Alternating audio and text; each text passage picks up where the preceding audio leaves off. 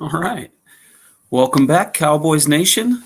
Marc and Trey back celebrating another Cowboys victory, our first winning streak of the season. 2-1 this time over the New York Giants, 23-16 in primetime. I don't know if I'm feeling the super excitement that we saw Michael Irvin give us in He's front of Stephen preaching. A. Smith, but I'm still can't be more happy with the start. 2-0 for Cooper Rush in Dak's absence, and especially against an NFC East rival. Kept it going on the road. I loved every minute of it, dude. The playmaker reached out and touched my soul. Everything I was feeling, the happiness of watching the Cowboys beat the Giants. Can't get anything better. Can't stand the Giants. Can't stand the Eagles. Can't stand the whatever they're called in Washington. Yeah, we just go with Washington. Football team in Washington, especially with the way that they played. But we'll get to that later because we get them this weekend. That's how we get to follow up the Giants game playing Washington. Go ahead and get started right into the game. Starting with our studs and duds. Marc, you want to lead it off with who stood out to you during the game? Yeah. So I actually have my notes pulled up. Boom. I didn't clear it out like I usually do. Delete them ahead of time. I mean, I'm going to go with the easy one and just throw DeMarcus Lawrence out there. 3 sacks on the game. He finally, I feel like shook the monkey off his back. The guy he's been like right on the edge of like, back 3 years ago, he was a 10 sack, 15 sack guy, and then he dropped off. Then, injuries played a role in that, but he's still a do-it-all defender. He's great against the run. He does everything. He just never had the sack totals in the last 2-3 years that we expected out of him. And maybe this was kind of his coming out party. I know he had a little bet going with Micah Parsons earlier in the offseason where he said, they're going to be going back and forth with sacks. And he took a couple games, but he caught up a little bit to Micah. So it was a great game for him. It was his I think I read it was his 4th or 3rd 3-sack game in his career, which is outstanding. So absolutely, yeah, he had a great game. So props to Tank. Oh, absolutely, he came out firing. It seemed like Tank, Micah, Dante Fowler, a number of those guys were just constantly in the backfield in Daniel Jones's face. When he wasn't sneaking away and running the ball, gosh, I thought that was going to be the straw that broke the camel's back. I think he averaged something like 8 or 9 yards a carry. Yeah. Every time he ran those quarterback draws, I'm like, oh my gosh, this is what's going to kill us, a mobile quarterback. Well, his receivers weren't helping him out at all, so he kind of had to. For what you can say about Daniel Jones, he's not, that great of a quarterback, but he's a tough guy, dude. 24 pressures. He got hit, I think I read like 19 times, sacked 5 times. The dude got up every single time and he kept running, and he's a tough dude. Say what you want about him, but he's a tough guy. So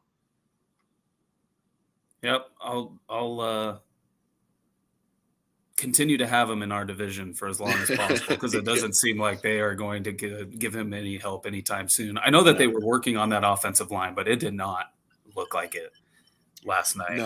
No. I will stay on the defensive side of the ball and go to Donovan Wilson, our leading tackler from last night. Yeah. Also had a sack, 11 total tackles, 9 by himself, and also defended 1 pass. It was one of those games that we've been waiting for, and I know we've gotten them in the past, but we don't get that consistency from Donovan Wilson that you would hope to see. And he's not going to be our leading tackler every game by any means, I don't think. But the way he was flying around to the football, getting involved, that's what you want to see out of him that we just don't get to see game in and game out. But very happy with his performance last night. Just from front to back, I mean, you could literally go anybody along the defense and be like, oh, yeah, he was a stud last night from the front 7 to the DBs. Everybody played well last night. And it's a trend that I am absolutely loving, and I'm sure everybody else is, through Yeah. 3 games of the season, to not allow 20 points yet, keep the offense in the game, even when they're beating themselves up, making their mental errors, figuring out a way to keep the Cowboys in games. I Yeah. love it. I hope it continues. Only allowed 3 touchdowns so far in the season in 3 games. So That's fantastic. And yeah, it's not like you haven't played anybody. You played Tom Brady to start the season. You had Joe Joe Burrow Burrow coming last off a week. Super Bowl. That's right. And Yeah. even, I mean, again, you could say what you want about Daniel Jones and the Giants, but they were 2-0 coming in. They were down. I think those were both come from behind victories. So you're Yep. almost waiting for that to happen. And I think that was just a missed assignment on Saquon Barkley's, what was it, a 36-yard touchdown run, I think. He was weaving in and out. The guy's great, don't get me wrong. But I was with a buddy at the bar watching the game, and I was just like, everybody's going to say how great Saquon is after this 36-yard run, even though he was only averaging 3 yards a carry before that run. And I think he could be great on the right team, but don't have to. I'm not worried about it. Yeah. If he had some help at quarterback, that'd be a pretty good offense. Yeah, it really does. It changes everything. The way that we saw it firsthand, Dak and Zeke, the way that they played their rookie seasons. Behind that offensive line, they had it all going for them. So if you could get somebody to really sling it around Saquon, you could open it up for him. But I did want to mention that, like, you take away that 36-yard run, he only has just over 40 yards on his day on the ground. I mean, he added on 11 or 12 carries or something like that. Yeah, it wasn't very much. I think he added another like 30 or so in the passing game, but they did what they needed to do, in my opinion, from last week. They needed to play good defense. They needed to bottle up Saquon. They did just that. So thanks, Jerry, for listening to me. Yeah, we know that's what he was doing late Sunday night. Yeah. He made a call to McCarthy on Monday morning and say, hey, Mad Cowboys disease said this. You got to make sure you pay attention.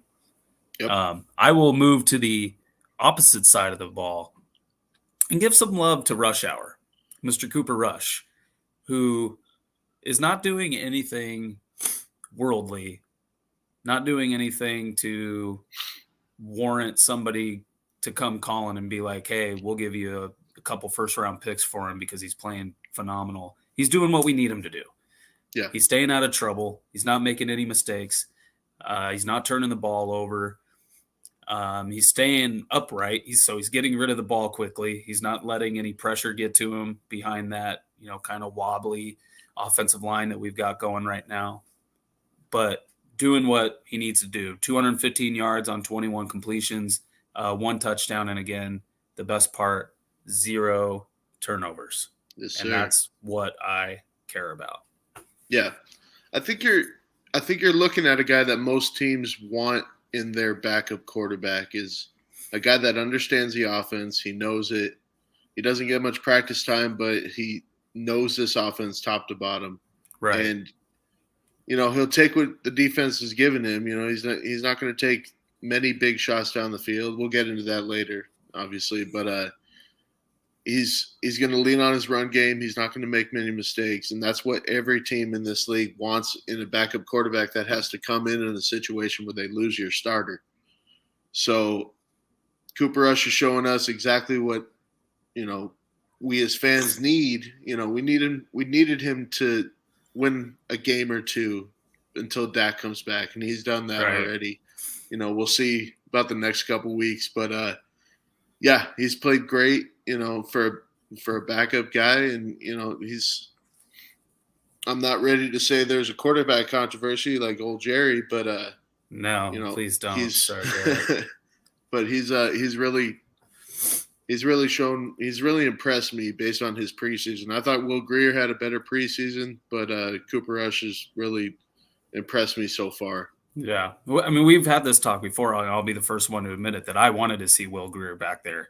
I didn't really have anything against Cooper Rush. A part of me sees a little bit of Tony Romo and Will Grier in the fact that he loves to sling it around.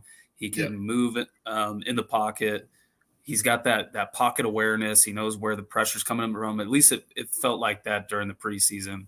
But hats off to Cooper. I'm wrong. Thank you for giving me 2 wins in Dak's absence. Yeah. I know that we have the same stud dud, our first stud dud of the season. So I will let you kick it off and get it started. All right, so let's talk about second half CD. I'll let you. We'll get into first half CD Lamb in our dud section, but second half CD really took over that last drive, that last scoring drive that we had. He had a big catch on, I think it was third down or something, fourth down. I'm sorry, fourth and four. Yeah, we needed a catch. He took a big hit, but he made the catch, got what he needed in the yardage. Then a play or two later, he hit a streaker down the sideline, lowered his shoulder, got down to the 1 yard line, and then he had that circus one-handed catch that just sealed the drive. Phenomenal catch. Yeah, and I think he might have had one more catch in that drive. I can't remember, but if I remember correctly, it was 4 catches on that. So, but those 3 really stood out to me. He took over that last drive and really made up for his play in the first half, which we'll get into, like I said. But yeah, CD, in the first half, I'm thinking, God, is he really a number 1 guy? Like, I don't know if maybe he just got surprised that he was that open and just had a brain fart and didn't locate the ball, but he showed the talent in the second half that the guy, the reason why we got rid of Amari Cooper is because we had CD waiting in the wings. Spent a first round pick on him, right? Yeah, so he really showed that talent. So I was always forgiven on my end from CD. So yeah, I was too. I'll get into the first half CD. I was about ready to turn this 88 that I have on into an 87 and tell him to take that number off because of the obviously the great history that we have with 88. Drew Pearson, Michael Irvin, Des Bryant all wore it tremendously, gave us some great moments. And after that drop, I just about left it in the back of my closet, not to be seen again until I actually see a first round wide receiver out there. And the thing that gets me, excuse me, it's not even because it didn't look like he was turning, like he felt somebody around him, like he was about to take a big hit or anything like that. It looked like he was staring right at the ball. But then it's the hands. It's the hands to me. You're a wide receiver, and he tries too much to use his body and his arms as opposed to just putting his hands out there and making a catch. And he did that on a different play too. It was a third down, I believe, a third and short or a fourth and short. I think they were going for it again. And that one, I kind of give a little bit more leeway because he had like 3 dudes around him, and I'm sure he felt like I think that might have been the same drive. That might have been the same drive. If I'm thinking about it. Yeah, maybe right after. Because I remember he drops that big bomb that Cooper Rush couldn't have put that ball more perfect, right? Yeah. But he comes running back, he's smiling. I'm just like, CD, come on, don't smile. Be mad at yourself. Like, show these fans. You should be putting your your head through that padded wall that's over by the fans. But then just a few plays later, they're trying to get the ball to him again, maybe make him forget, and then he drops another one, and it's a third down. And it was the same thing. It was he had his hands like underneath the ball, and he was trying to cradle it with his forearms and his body, and didn't give his hands a chance to. And one of the things that popped into my mind was an Amari Cooper attempt, watching I believe the Thursday night game between the Browns and the Steelers, and it was a 4th down play, and he didn't make the catch, but when the way that he had to try and grab it with a guy about to just level him, he put his hands out there and tried to use his hands to catch it as opposed to using his body, putting his body in front of it and trying to catch Yeah. it. Yeah. Like that's one of the things that was like, dude, come on. Yeah. I'm obviously sitting here talking about it and I'm not good enough to be out there, but I've been there before, and using your hands is a lot easier and a lot more efficient than trying to use your body, letting it bounce off your pads and things like that. So Yeah. first half Doesn't work CD out. was an 87. Second half CD was back to 88, deserving of that jersey. I'll throw another stud out there. I'll take it back to the defensive side of the ball. How about Dorrance Armstrong? The last 2 games that he's had, he's 3 sacks in the last 2 games. When you think about it, Jerry kind of sold us, or it might have been Steven, that, we can get rid of Gregory. Steven was the one when Randy Gregory left. Yeah, we can get rid of Gregory because we have Dorrance back there. And fans are like, come on, man. Really? Don't push it. You look at it now, he's already got 3 sacks in 3 games, and Randy Gregory had a total of 6 all year last year. So I'm not ready to call Dorrance the next Randy Gregory, but he's really showing me something the last 2 games. Right. Yeah. And he had a block kick. He had a block kick too. Yeah. That's right. Blocked a field goal attempt in the first quarter there, and so he had a great game. Dan Quinn's really got these guys flying all over the place, and I'm not counting down the days, but I think we know what's going to happen if McCarthy doesn't take this team to an NFC Championship game, at the very least, and we know who the next man up will be. It'll be time for Dan Quinn's mojo moment because McCarthy's will be over. I had the only real dud other than first half CD that I had was discipline. So last week we talked about how great it was to see the boys only have 5 penalties for 35, 40 yards, something like that. Didn't hurt anything. Didn't really kill any drives. This week it trended back up into that bad territory, especially on the first 2 drives.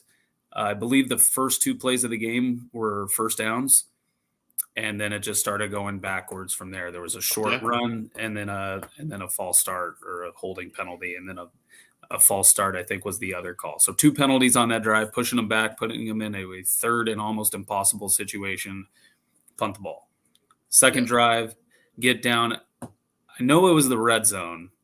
I want to venture as far to say that they even got inside the 10, and then holding penalty, false start. It just it piles you up, pushes you back, and kills what could have been a touchdown drive and just takes it away. Yeah. So that was the thing. Because, we were watching that game going, at the end of the first half thinking that they could easily be up 20-3, 20-6 or whatever it was at that point, because there was that one defensive pass interference that the refs didn't call on Noah Brown that would have put the ball at the 1, and hopefully you think they could punch it in. But then CD's the other one that CD's drop, and then the other one that really bothered me was the Tristan Hill play, because we had a couple last week with Joe Burrow. Yeah. Where you just look at it and go, quarterback's going out of bounds. Stay away from him. Yeah. Shepherd him out. Shepherd him down. Just put your hand on him. And Tristan Hill walked over there. And look, I'll be the first one because I hate it. I absolutely hate it. Daniel Jones was still in bounds. Yeah. Okay. I think his arm may have been over the line, but his body, his feet were still on the field of play.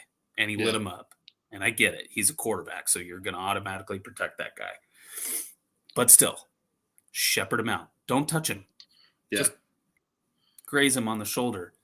Poke him in the shoulder pad just to make sure he does go out of bounds. Sam Williams got away with one on the sideline, too, that I don't think it was called, but, Daniel Jones was at least a step or 2 out of bounds when Sam Williams hit him, and I'm like, oh! Right. Or maybe that's the one that I was thinking of that did get called. I don't think that one was called. I know Tristan Hill's was called. Okay. Yeah. But I'm gonna say this because I did have penalties as a dud as well. But it comes with a caveat because this officiating in this game was garbage. And I know, Right. you know how I feel about officiating. Like there has to be some sort of system to where these guys are held accountable for blown calls, bad calls, completely missed calls. When Noah Brown gets mugged twice in the same game, right Right. in the middle of the field, but then you call Peyton Hendershot for holding when he grazed the guy's freaking shoulder pads. Yeah. I am, you know, I I try not to make officiating the reason you win or lose on a game, but it was atrocious this game. And they did make a good call on that. I think it was that Trayvon Diggs offensive pass interference that Shepard Yeah. just But it was technically a pick play. yeah And yeah. you can't do that beyond what, 3, People 4, people 5 were yards or upset something about like that that. one, but I when you watch the play, the guy looked at Diggs, left his feet, put his shoulder into him. Diggs wasn't even looking at him, so Right. I think that was a good call. But there were some bad missed calls and blown calls in this game. There are, and I know that the one thing I do want to say is I'm not a conspiracy theorist, and I just want to make that known, and I want everybody else to feel the same way. There's no ploy against the Cowboys Yeah, in the league to try and make them suffer. Okay, because you see that all the time when you're reading through Twitter and all this, like, oh, the refs are great. excuse me. They're on somebody's payroll and shit like that. It's like, dude, please don't. Yeah, You like get that off kind of my thing. Twitter. There's Yeah, that kind of thing nothing. drives me nuts. Like, but I get the frustration Oh, because absolutely. You can you be know frustrated. yeah, They're but there's humans. no They're going to make conspiracy. a lot of mistakes. They shouldn't make as many mistakes because they make like 160K to work 3 hours every Sunday for 18 weeks. So you think That's the thing that drives me nuts because the bonehead drive killing penalty is like a false start or a pass or a personal foul. Like the Donovan Wilson thing, the guy was throwing the ball in his direction. I don't think he saw the ref behind him and he hit the ball away. So the ref threw a flag. So, I'm just like, it's a dumb call to make, but I understand it. But it's like, does that really affect the game that much? Like it was in the middle of the third right, quarter. He wasn't trying to like keep the ball from the ref. I don't think he even saw the ref behind him. So right.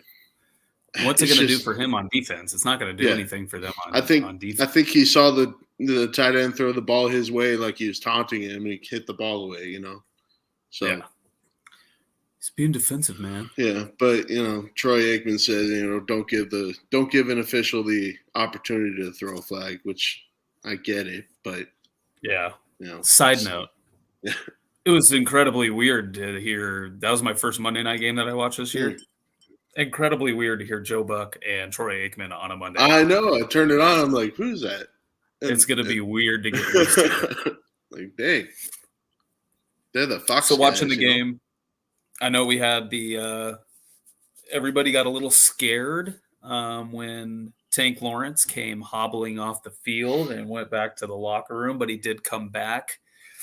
So it doesn't look like we have anything to worry about there. And then Yeah, on the other plus side, I know we all got excited thinking we were going to get Michael Gallup back on Monday. Didn't happen. Activated Jalen Tolbert instead. But if he was that close to being ready for Monday, yeah. let's get into Washington. What could this offense look like adding Michael Gallup back to the mix? Well, I think he adds a element of a deep threat that no other receiver on this team has right now, especially after seeing CD drop that pass. That's the last time I'm gonna With a mention 10-yard radius around him that yeah, nobody was near him. you don't get that in the NFL. You have to take advantage of it. You have 10 yards of separation on a guy. Oh, absolutely. Okay, but I will say Michael Gallup is a guy that, especially when Dak comes back, because they have a really good relationship. They practice Right. together all the time. They know each other really well. They go to sporting events together. So I think for Dak coming back, it's going to help more. I think Cooper Rush has that kind of relationship with like a Noah Brown. or a Peyton Hendershot, because those guys practice together. They know each other. They know how they run routes. They know the ins and outs of how they throw the ball, how they communicate. So I think Gallup coming back is more. I'm more excited for when Dak gets back out there and Gallup is out there too. But Gallup does nothing but help this receiving core. Absolutely. Absolutely. And I mean, I would have lost a major bet if you would have told me that Noah Brown would be the leading receiver after 3 games. Yeah. But I couldn't be happier because I know we brought it up either before the season or after the first game, just the idea of replacing some of the guys that we lost and how he could be our next Cedric Wilson. Yeah. And being that really just the third receiver, but a very important part of the passing game. So when you get Michael Gallup back and you start stretching the field a little bit more with Gallup, CD, and Noah Brown, will make just all the difference, especially, again, like you said, when Dak comes back. And, it also takes pressure off CD to be that guy. When you have a threat, Noah Brown is doing his thing, and I give him props and everything. But when you have a threat like Michael Gallup that can take it down the field and, run good routes and catch everything, that takes pressure off the number one guy. So maybe you don't see a bracket coverage on CD Lamb every single play. You got another guy to cover across the field.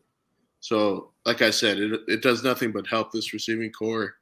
I think it helps Dak more than Rush at the moment, but I'm glad to see him coming back. Yeah, and I know that you mentioned, so we'll move away from the passing game, how much you enjoyed the distribution Monday night between Tony Pollard and Zeke Elliott. I think we all love that. They both ran the ball well. Tony Pollard had the big 46-yard run on, I believe, Jason Peters' first play as a Cowboy. That was fantastic. It was funny. I mentioned to my wife, because my wife is kind of in and out watching the game with me. But I was like, we got this big left tackle. He's supposed to be, pretty good, but he's 40 years old, and he might play some guard this season. And I was like, oh, there he is. He's coming out. And then literally like 10 seconds later, he, catches a cutback on a linebacker and springs Tony Pollard for 46 yards. Yeah. And I'm like, hell yeah. That's exactly what we needed. Yeah. I was like, he's a good lineman that's a veteran presence. I'm sorry. And Tyler Smith, he's playing well. Why move him? I understand maybe the argument for it where you got Jason Peters, who's a Hall of Fame left tackle in the future. But so you move Tyler Smith back to guard where you were going to play him anyway. But, if it ain't broke, don't fix it. Let Peters come in and play on the left side like he's used to and, work in the phone booth, as they say. Right. No, we haven't seen anything that warrants moving Tyler Smith back to guard. So I want to see him stay at left tackle, let Jason Peters fill in that spot because Matt Farniok hasn't been he's not playing very well. Obviously, we had the issues with Connor McGovern. So if we've got a veteran guy in there that can fill in that spot and just roll with it, I am all for it. We're playing a 1-2 Washington team on Sunday. Yeah.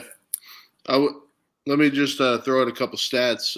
Zeke and Pollard, they went for 178 on 28 carries for a 6.3 yard average. And I think we had 31 pass plays, 30 rush plays. So great balance. You've been harping on the play calling for 2 weeks now, and I feel like Kellen called a really good game, and I'm happy about that. Yeah. Feel much better. And it wasn't, I think I recall on one occasion a first and second down run. And I'm just so over those. Yeah. But when you're running the ball the way that they were, that's fantastic. Yeah. I can deal with it. And especially if you're interchanging them like that, because they're two different guys. Zeke's going to run you over. Tony Pollard's going to move around you.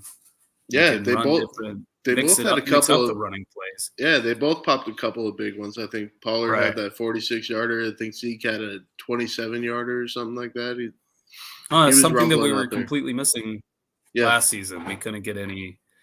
But I need to ask you a question. Can you hear the lady in my ear telling me that my headphones have low battery? No, I've not Okay, heard good. that Then lady. we're just gonna roll with it, and I'm gonna All deal with right. it. So back to your Pollard and Zeke going up against probably what was supposed to be a very dominant front four Yeah. for the Redskins or the Redskins. Look, I did it again. The Commanders. I know. Shoot me, sue me, do whatever. But they've lost 2 straight. They've given up a lot of points to Detroit, to Philadelphia. Can we keep up the same? Can we keep it consistent? That same play calling, mixing it up, 31 Yeah. pass plays, 30 rushing plays, keep it around the same? Or do you think they're going to have to go to the air more? Maybe Deron Payne, all those guys get a little bit more active against the Cowboys on Yeah. Sunday. I think the formula is there. Lean on your run game, play good defense, get after their quarterback. It's going to be, that front four is. I would rate that front four a little bit higher than the Giants, but our offensive line played pretty well together. So Right. I don't think they allowed a sack on Cooper Rush against the Giants, and the Giants have a pretty good defense themselves. So I think it'll be, if they can keep to this formula of balance on offense, not making mistakes, and then getting after the quarterback on defense, playing sound football, tackling. I think they're gonna come away with a win, and it'll be interesting to see the battle of the redheads, Cooper Rush and Right. Yeah, we Carson. get Yeah, to. I've been waiting for all of my opportunities. I know you've seen me on Twitter every time they bring up something about Carson Wentz and the way that he's playing. I'm just yeah. tagging Colin Cowherd and everything that Oh I can, God, because if that guy yeah. says he's better than Dak one more time, I might lose my mind. Yep. Prediction for Sunday. Oh, I'm sure. I'm sure he's already got it, like, in the holster, ready to pop it out on Thursday when he picks games. Right. He'll Dak's not even going to play this game, but he'll find a way to dig at Dak and say, Oh yeah. Carson, yeah, I can't do it. I can't do it with Colin Cowherd. I Well, don't luckily, I don't even turn him on anymore. I just don't deal with it. I don't feel like the guy watches football, to be honest. He's a West Coast guy. He's all about his. No, West there was Coast another guys. opinion that he had. I can't remember what it was, but he said he'd die on that hill every time. And I was, you know what? I'm going to move on. I don't need to get into a bad mood about Colin Cowherd. Anything else, Mark, before we sign off? Oh man, you can find us on Twitter, find us on YouTube. Here's our Twitter handle right here, and we got our YouTube page, Mad Cowboys Disease. If you could throw us a subscribe if you like what we hear, give us that thumbs up. And if you have a channel out there, reach out to us. We want to help grow Oh, just like absolutely. you. So Subscribe back, follow back. yeah, All of we the things that appreciate, and if help the anyone wants to community reach grow. out with questions they want answered, we're pretty much experts, but if you want Yeah, a just couple waiting of for that big payday, right? if you want a couple of, dads that watch football on their couch on Sundays opinion, then reach out with your questions and stuff, and That's the we'd be one. happy to get back to you. All right, guys. Thanks for joining us. We love you. Go Cowboys. Go See you Cowboys, y'all. Sunday. Don't say Redskins.